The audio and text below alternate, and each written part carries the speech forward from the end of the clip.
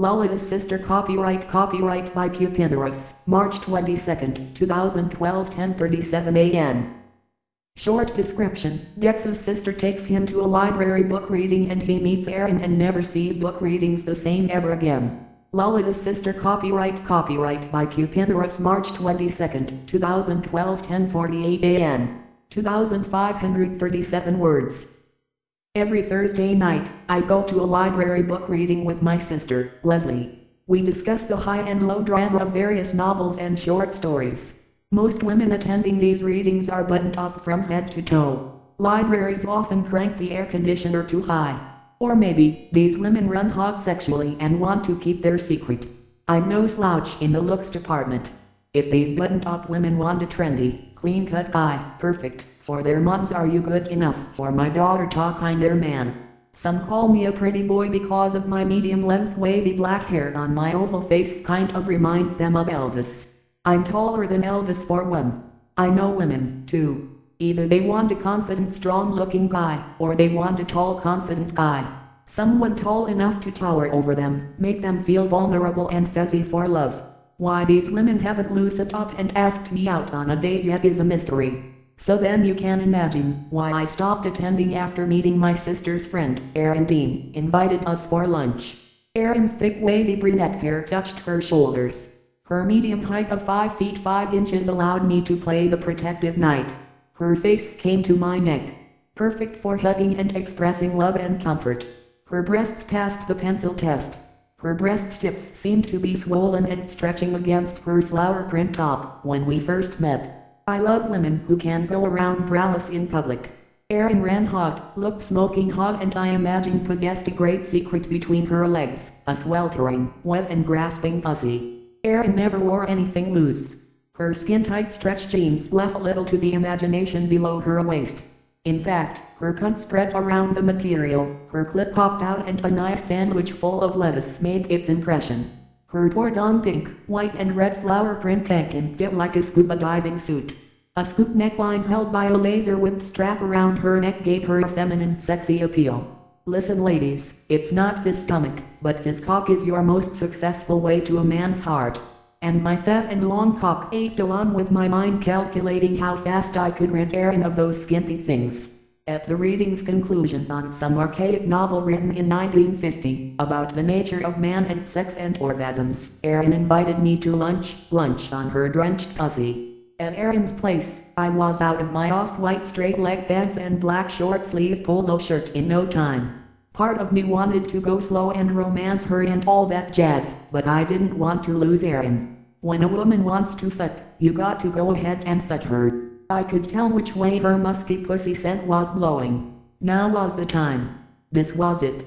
Now or never. I peeled off her stretch leg jeans. My long tongue swiped the length of her pussy crack soon as her smooth folds came into view. Erin stood giggling and laughing. Her throat looked like water rippled in the wind. She brushed her long wavy brunette hair behind her to get a better vertical view of my face. She used one hand to hold up her pink blouse to see clearer.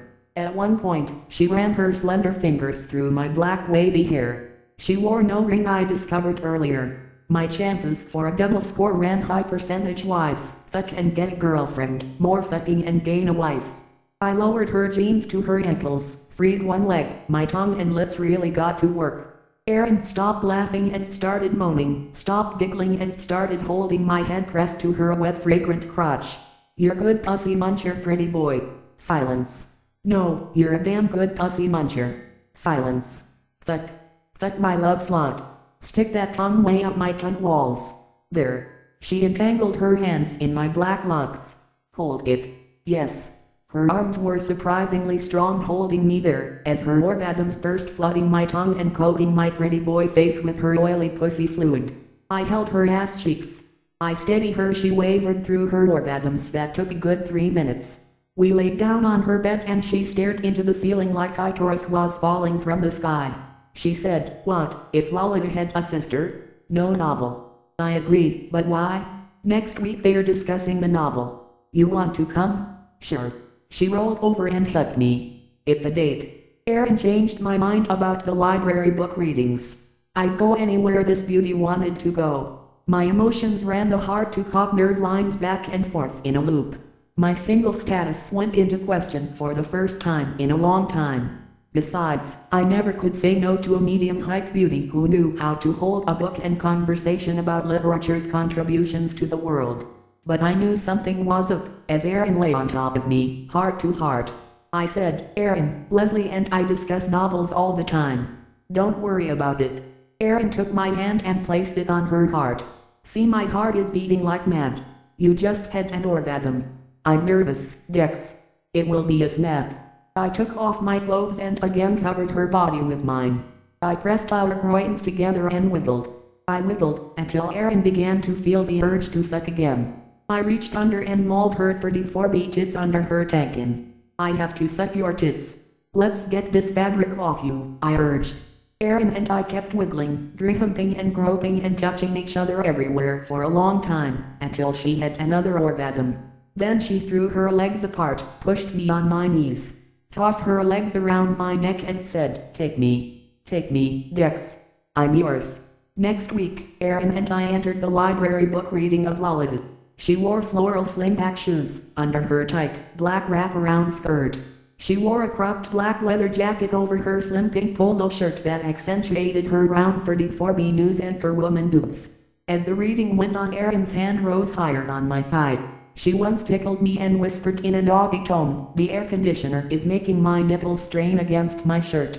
She discreetly guided my hand under her jacket to feel them.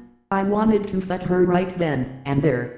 I reminded myself, a gentleman knight should be patient for his lady-in-waiting. When they opened the floor for questioning, Erin cautiously asked, "What if Lolita had a sister?" At first all those button-up women, holding their books proper and prim in the hands, their reading glasses over the nose, coughed and gasped. Until the moderator, a close friend of mine, who knows how much I donate to the library, entered the discussion. I've often thought about this question myself. Given that the Lolita novel is supposedly not a love story, but the story of a man's obsession with his past childhood memories of his first lover who drowned. Now imagine how his obsession playing out if Lolita was never alone. What if Lolita and her sister were twins? See, this led to a fruitful and lengthy line of discussion. All those tightly bound women loosened their collars a bit. Erin listened. She nodded her head. She actually fit right in, except for running hot between the legs and being outwardly passionate. She worked as a research scientist in a lab. Wearing her long white lab coat, I bet nobody knows how sexy and tight her clothes are. She probably loved to work as a school teacher, but the money wasn't there. She drove a nice two-seater roadster sport car. Erin shook out her brunette wavy hair behind her back, turned to me and smiled several times. The discussion actually ran late. Normally, we leave by 9 p.m. We stayed there talking, debating, and sifting this imaginary sister of Lolita for an extra 30 minutes. This was the liveliest discussion we've had here in a long time, the moderator said, at the end of the discussion. I hugged Erin around her shoulder.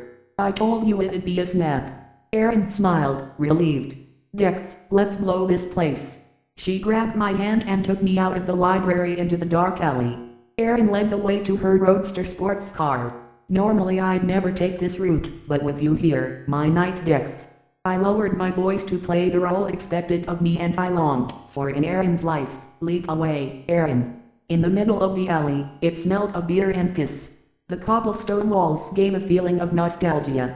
She stopped, raised up her black wraparound skirt. The tightness made it stay around her hips. She wore no panties.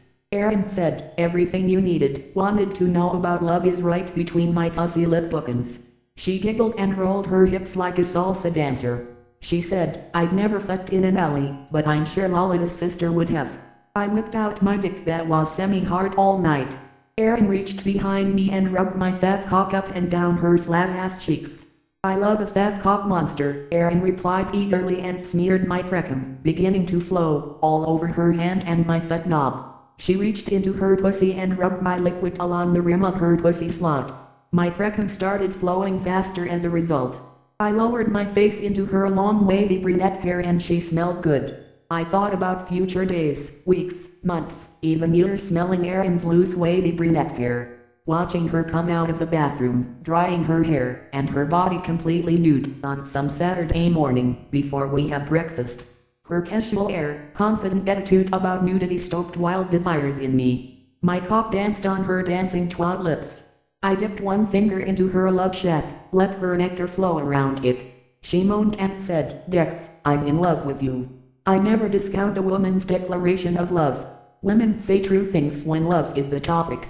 I pulled my finger out of her soaking love box and brought my finger to my lips. She tasted like earth and honey. You not only taste good, Erin. You smell good, too. I reached under her black leather jacket with one hand and tweaked her nipples. She had huge pointy nipples. They strained and stretched against the pink polo blouse. I love nipple play. Erin pulled back from the cobblestone walls into my hands, giving me easier access to her point peaks. I love it. When I was a little girl, I couldn't wait until I had a boyfriend who could play with my growing titties. I mauled and twisted her point peaks, one of which smelled like her fragrant pussy oil now. My boner kept getting harder and wider and longer, knowing all night her nipples pressed taut against her shirt material because of the library's air conditioner. I rubbed my long and fat penis all over her flat ass. Wetting her ass cheeks in no time, I began to slip my cock down her thong groove, over and over teasing her little hot box. Erin did this lovely little dip and rise move trying to make my fat machine enter her cunt. Dip and rise. Dip and rise. Dex, Dex. Erin dipped and rose again. Dex, I need you. Finally, I pushed into her sex, wet, hot under her thighs. She turned her face around, best she could, given our positions, and we were swapping spit in our mouths above and below our navels. You don't meet a girl like Erin often. I can't tell you how wonderful meeting Erin made me. I never imagined reading books might be the best way to find a hot fuck and future wife at the same time. She didn't explain and excuse her passion. She owned her lust. Not many women do that and are comfortable in their skin. Erin pushed back her ass, harder and harder. Random car spotlights occasionally darted into the alley.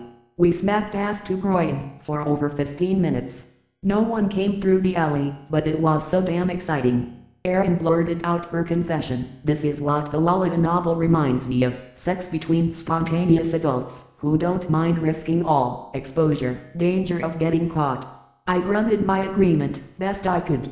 I don't know if she heard me. Occasionally cars honked, engines roared back up from the traffic light stop and tires screeched ahead on the road. My fat cock drilled her pussy hole wider and deeper. Her fingers dipped into her fleshy slice and gathered the excess liquids we were making. I felt her fingers touching my cock, wiping the fluids off as I pulled back. She gathered those nectars and smoothed them over her hard clit. Rapidly her finger moved, sliding over and over her button of love. She grew bolder and bolder, knowing I approved of her naughty, naked masturbation in the alley. Suddenly, a peal of lightning flashed on us and thunder followed. I'm coming, Dex. I'm coming. My face grimaced and I tried hard to hold back the hot jism building in my balls. I threw my head back, groaned loud. My groans and Erin's groans combined to form a strange passionate chord. I leaned forward, pressed forward. I smelled her long wavy brunette hair and I could no longer hold back. I smashed her against the cobblestone wall as she bucked backwards, humping my fat cock, milking all my seed as I released my sperm deep into her womb. Our bodies flattened against the cobblestone wall and an awning far above shielded us from the rain that started. People ran into the buildings, jumped into their cars. Her legs trembled one last time. Erin and I remained for a minute shuddering in release. Her breath heated up the cobblestone bricks, my breath heated up her neck and hair. I loved Erin something awful. The cock-hard nerd line completed its loop. Love and sex. Sex and love. That's what everyone wants, and Erin and I had that, cherished it, embraced it. We lay like that, against the cobblestone wall. Together. Vulnerable to onlookers, and as random car lights flashed on us, two tangled individuals committed to become one. Neither one of us wanted disengaged. Her melting pussy spent out her juices. I began to soften, thin and shrink naturally slipped from her milky cunt. When my drained cock sausage touched her upper thighs and hung limp between her flat butt cheeks, the rain stopped. We were drenched but satisfied. Erin sighed. Let's keep fucking in random places, Dex. As long as they are by libraries. I agree, Erin. The end.